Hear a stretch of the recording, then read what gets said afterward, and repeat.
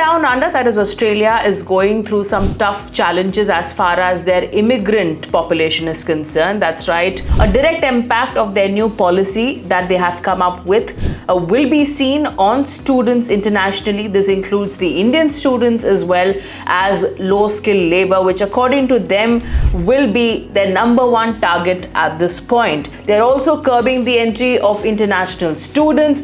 The aim is to halve their immigrant population because according to the Australian government, they want to overhaul their broken system. In line with these new rules, they require international students to achieve higher score on English proficiency tests. They also want their graduate visa that will now require a score of 6.5 up from 6.0 earlier, while student visa applicants will need 6.0 up from 5.5. Now, Indian graduates will also be eligible to stay on a temporary graduate visa for about 2 years after a bachelor's degree, 3 years for the completion of a master's degree, and 4 years for finishing a PhD as well. So now they have also come up with a new specialist visa forum for highly skilled workers. So the decision of this immigration policies that have been overhauled, or there is a plan to overhaul them, has come right after what we have witnessed as to how Australia has seen in just a year's time, that is between 2022 and 23,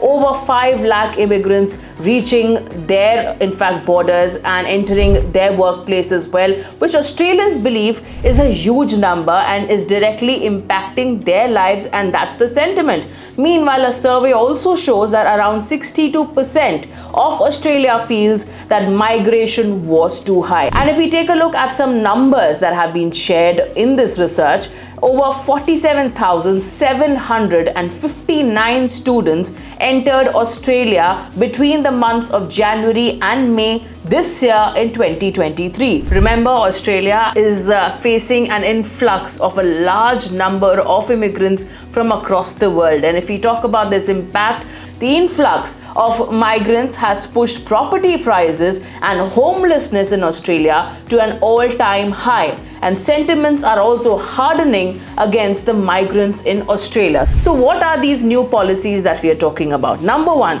secure higher marks on their English test and assessment, because according to their government, they want only high-class students present or high-skilled labor present in their country to work or stay in. They also want greater scrutiny on second visa applications to prolong their stay as well. So it feels like Australia wants to safeguard the interest of their land and their people by these new stringent rules.